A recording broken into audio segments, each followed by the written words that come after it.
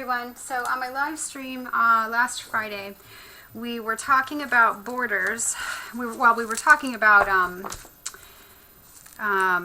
coloring book pages, right? And coloring books and other things you can do with them. And I was talking about using them to create borders in your journals. And I wanted to expand on that because clearly it's not limited to just coloring book pages. You can use anything for borders.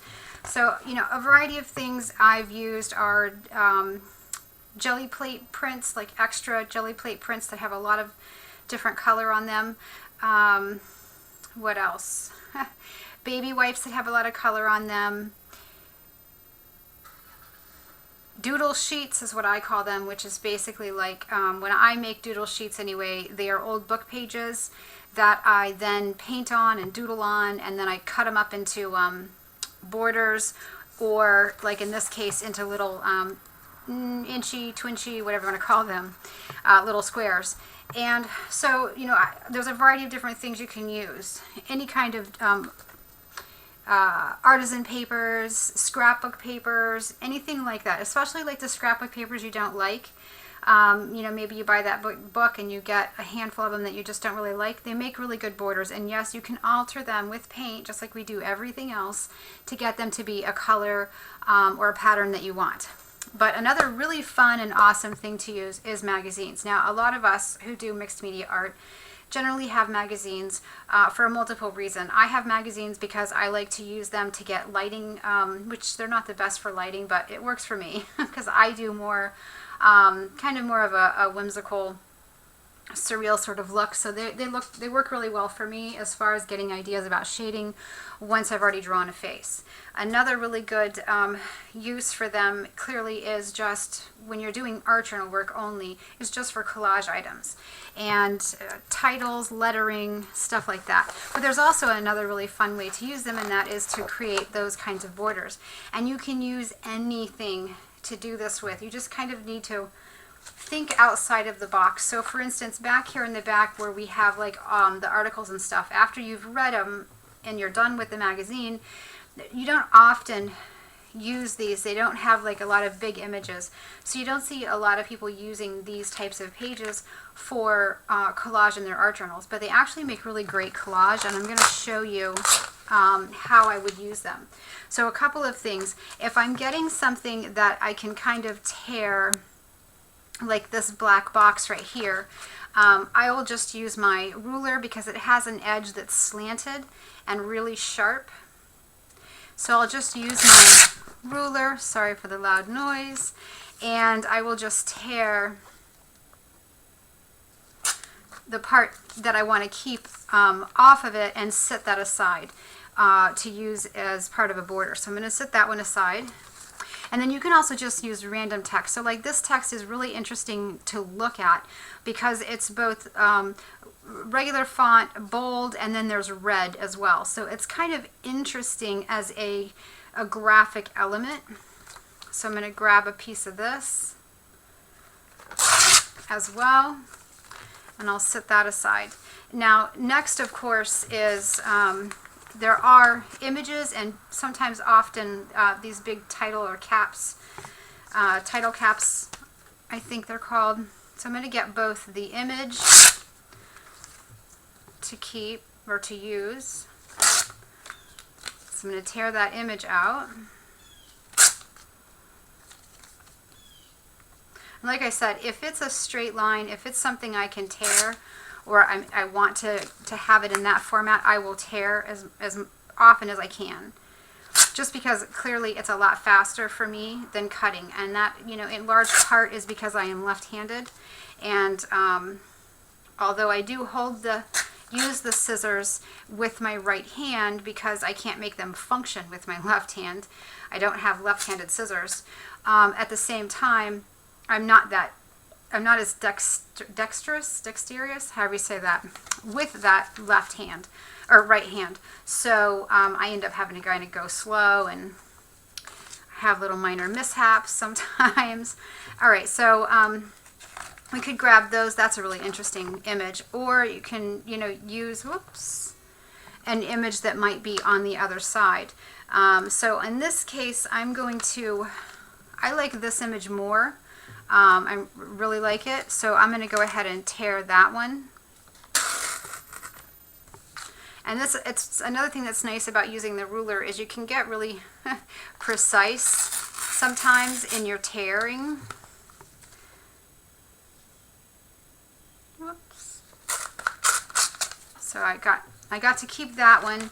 And this one, now you might think there's nothing here, but really this pearl necklace as a graphic element could be really interesting. So I'm going to take it.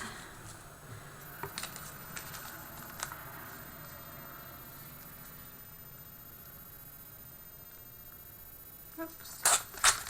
I do get a little fussy so sometimes. Alright, so that can make an interesting graphic element. I'll show you what I mean. And sometimes too, just multicolored areas also can be pretty interesting. Oh, and look, I tore right through Andy Warhol's face. I feel terrible. Okay, another thing to keep in mind is, say for instance you have a page like this one and you really kind of want something that'll go, flow with it, but that's a little bit different. You can pull collage out of your magazine that kind of goes with it, not necessarily matchy-matchy, but it kind of goes with it. So, for instance, I'm going to pull this girl.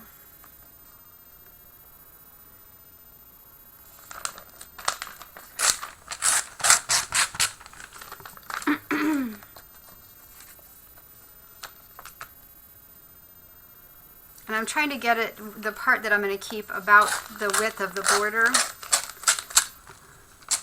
So I can pull her, but then I've also got the, like the rich colors that are in here, which I think would go well with my page. They're just different enough from the contents of the page to work, and yet at the same time they're not the same exact colors. Used the wrong side of my ruler, so I got a more jagged tear that time. So I'm just going to sneak a couple of those in. And then finally, I kind of want to look for maybe a pop of red. This was kind of nice. But this is there's a lot of pink and purple and blue in that. And I'm looking more for something that's mostly red. So like this is awesome right here. And I'm totally willing to sacrifice the other side. So I'm just going to grab this girl.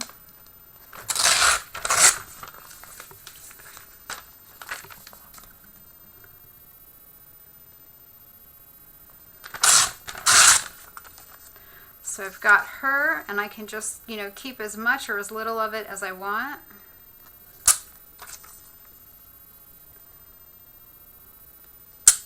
Set that one aside. And then this, this girl has some red here too, so I think I'm going to try to sneak her as well right out of here.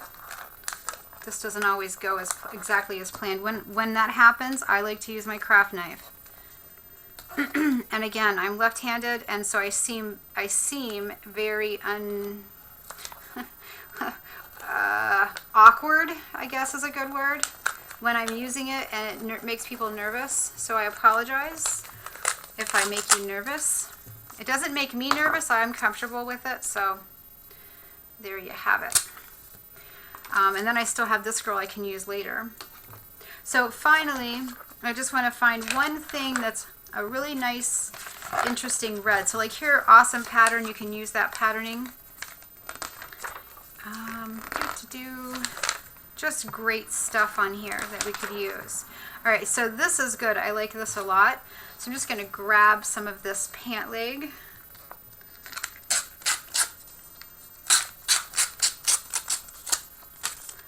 And we'll see how much of that I use. So I'm going to put this away now because I've actually torn out probably far more than I need. And now we can just start basically auditioning things. So I pulled this because I think that it's going to look really nice when there's no white around it.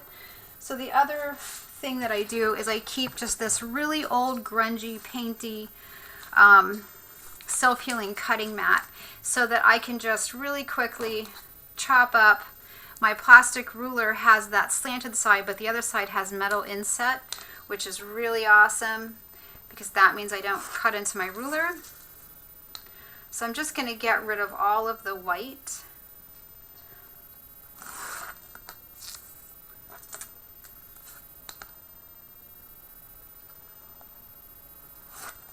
All right, oops. Maybe, there we go. So I can sit that in here. Now I'm actually considering putting this right in the seam, which is generally not a good idea. But if I don't, then I probably would want to do two, and I don't want to go over all of this. So I think I'm just going to cheat, and I'm just going to put it right here. But I'm going to break it up because it's a little bit long, and it's not meant per se to be read. And something else too, in the video that I did for the live stream, I had everything the same approximate size. You absolutely don't have to do that. You can make things all kinds of different weird sizes if you want. So we'll start out with that. We're going to right away pop some of this red in because I really want some of this. I think it's going to be what really ties this all together. Then I'm going to do like a really thin one. Oh, and do another one because I flung that one right on the floor. There we go. So that'll go here somewhere. I'm not sure where yet. And then let's see if I can use any of these girls. I really like her. She's super pretty, so I think I might just go ahead and chop off the bottom of her gown. Let's see, yeah, because there's like that random hand down there. So I think I'm going to chop it where I get rid of that little hand. And I think I'm going to put this here. Well, that's actually a little thin, so I think what I'll do instead is go this way. Yeah. So I'm going to put this in. Wait, is that one the bigger one? And then I have my little stripe, which I think will probably be a good finish down there. And then I'm going to take these pearls. I'm just going to use this one to help me kind of eyeball. I don't need to be precise. I'm just going to chop off enough that it looks kind of like it's the same width. So I'll have this to transition, and I'll have that little bit of pearls. And I need one little small thing still. And I'm just deciding. I think I'm going to get some gold in here, and that's going to kind of be the little pop. So I think I'm going to chop more off of the top of this door.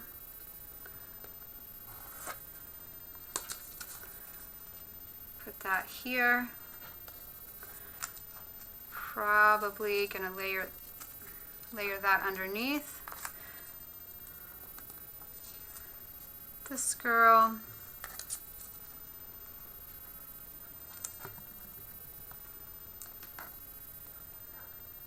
Yeah, so just basically to the very edge of the side of her on both sides.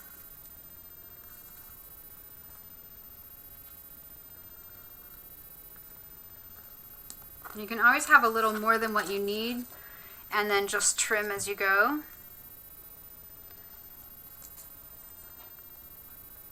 I think I'm just going to do this one.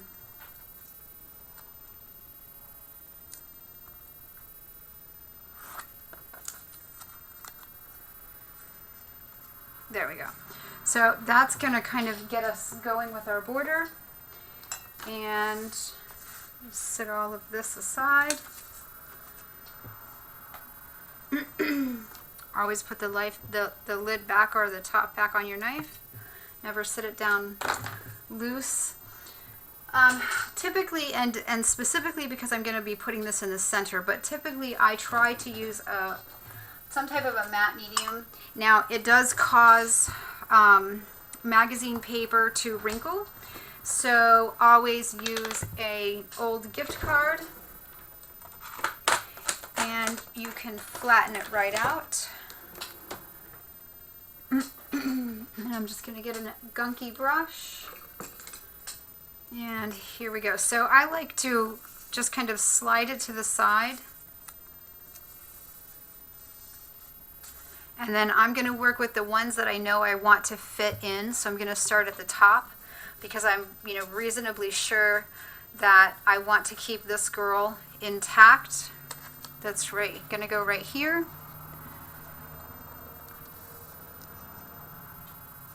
So I'm going to place her in there. I'm going to go right over it. And then I'm immediately going to kind of shut it for just a second because I want to make sure that I get it in there in a way that it's not going to rip or tear as soon as I open and close. So I'm going to go ahead and layer that one over. So I'm going to put this girl in. I'm going to do exactly the same thing that I did before. Put her down, run my fingernail, you can do your paintbrush. Close it for just a second. Now I can put this piece in, and like I said, I can just kind of layer this one in, make it fit.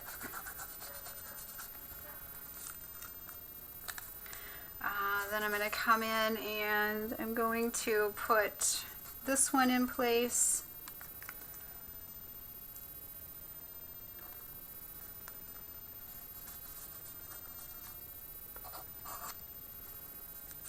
I'm going to put these pearls in.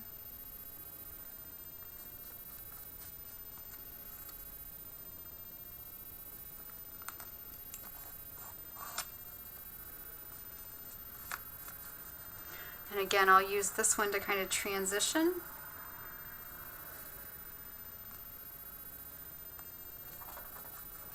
Oops.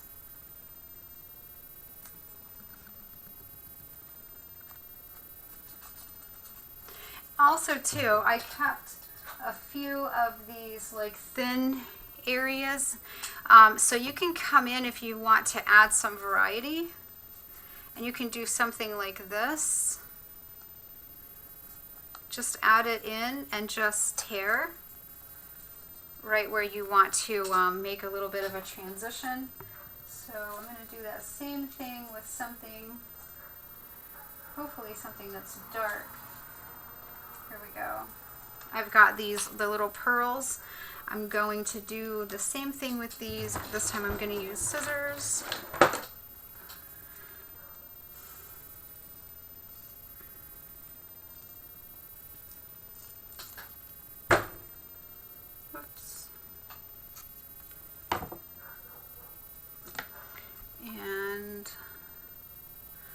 Come right into here.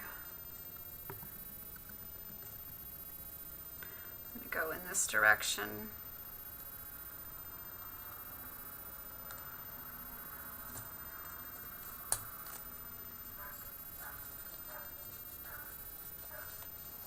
All right, and then you just want to give it a chance to dry. And just going to kind of close it quickly. Just putting a little pressure on it. I just want to make absolutely certain it's going to close. And if it's going to wrinkle up, I want it to do that once I've closed it like that, so that I don't have a problem opening and closing my book later on. So I'm going to trim this excess off.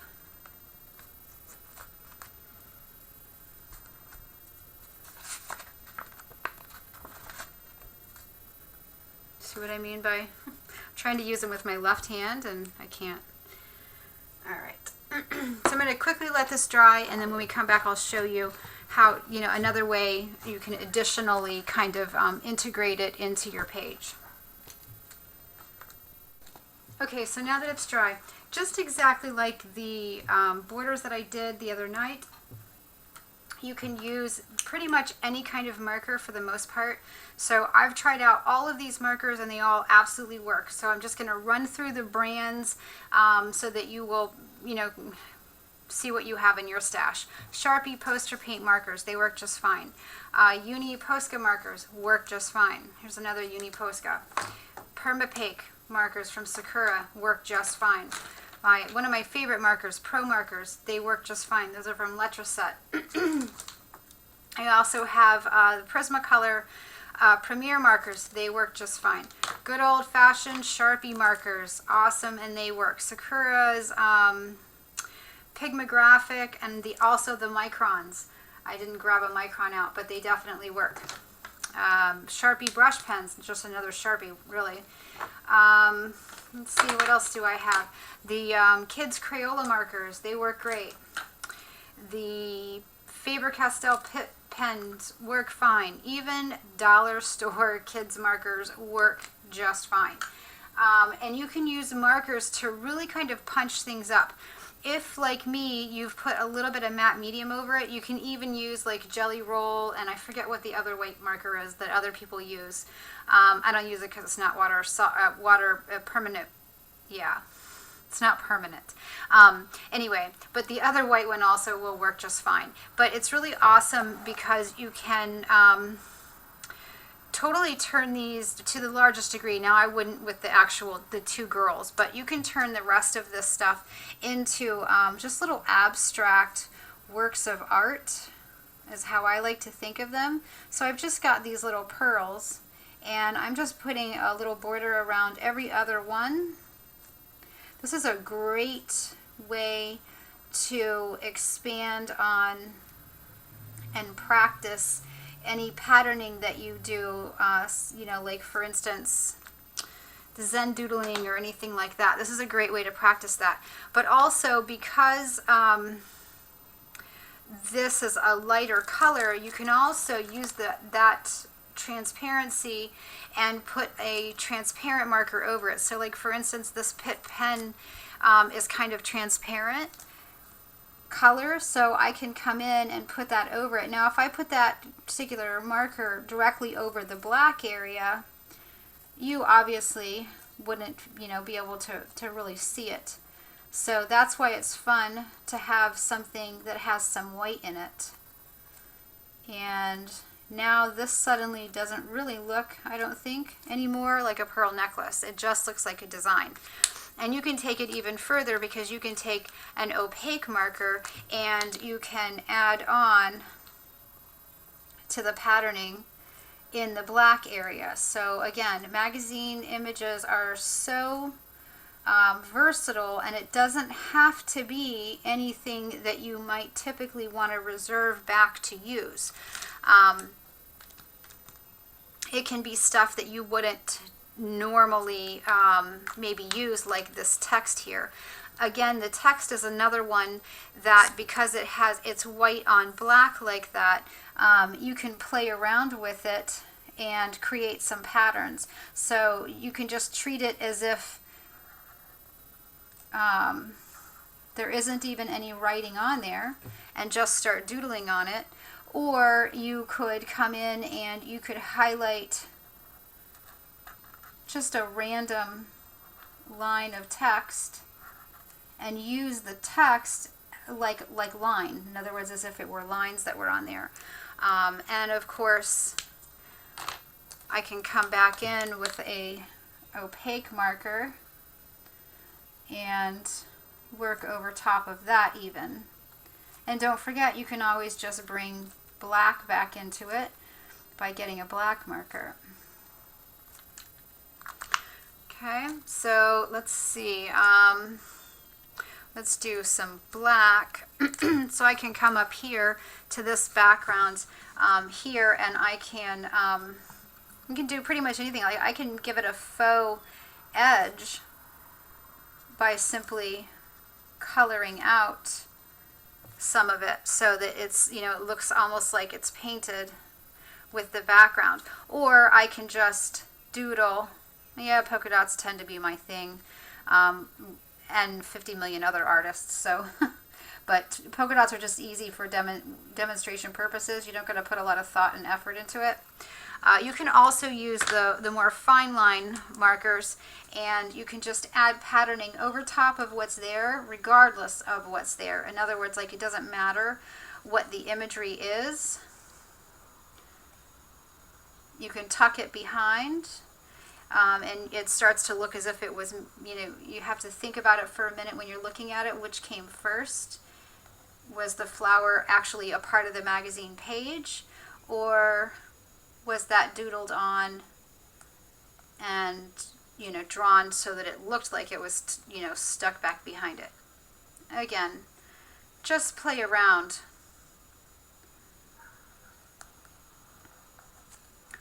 I'm going to do one more. And then also too, keep in mind that you can just go right from this border and kind of incorporate it into your page. So I can come up here and I can make a doodle flower,